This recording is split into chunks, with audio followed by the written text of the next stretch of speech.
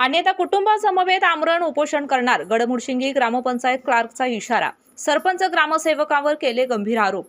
करवीर तालुक्यातील गडमुडशिंगी ग्रामपंचायत कार्यालयात कार्यरत असणारे आकृतिबंध कर्मचारी अविनाश पांडुरंग कांबळे यांनी ग्रामपंचायतीने गेल्या 1 वर्षापासून दिवाळी बोनससह पगार दिलेला नाही.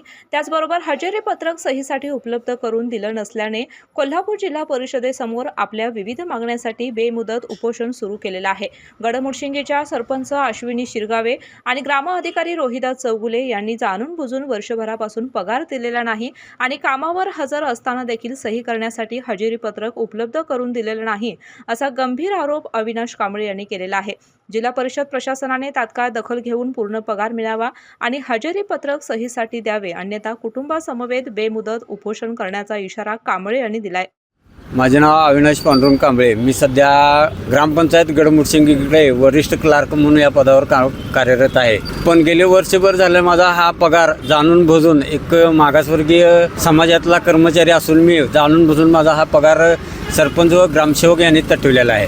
मी शिवूंच्याकडनी पण शिवूने आधीच देऊन सुद्धा यांनी माझा पगार काढलेला नाही. मला अजून मास्टर उपलब्ध करून दिलेला नाही. सहीसाठी माझा पगार काढलेला नाही. माझा जो थकीत पगार आहे किंवा दिवाळी बोनस आहे, हा पगार मला मिळावा एवढी माझी अपेक्षा आहे. आणि ह्याबरोबर जर माझं मागण्या जर माझ्या मान्य जर नाही झाल्या तर मी माझ्या कुटुंबासहित आमरण उपोषणाला बसणार. शासनाने दखलसुद्धा घेतलेलं नाही. माझे मेडिकल हे चेकअपसुद्धा केलेलं नाही. विस्तार अधिकारीसुद्धा येऊन गेले. त्यांनी पण ओढाओढीची उत्तर देऊन माघार घ्या, तुमचं आम्ही 2 दिवसात हे लावतो, सुनावणी लावतो.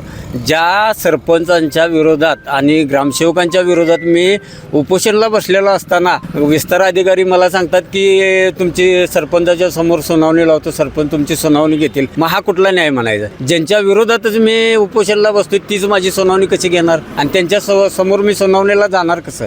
हा एक माझा मुद्दा आहे आणि शासनाने जी दखल घ्यावी एवढीच माझी अपेक्षा आहे. माझा पगार आणि मला हजेरी मास्टर उपलब्ध करून द्यावं एवढीच माझी अपेक्षा आहे. येस. ब बदक. क कणीदार. ख खमंग. ग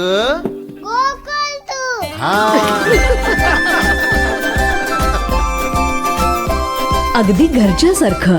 कणीदार खमंग म्हणजेच गोकुळ तूप.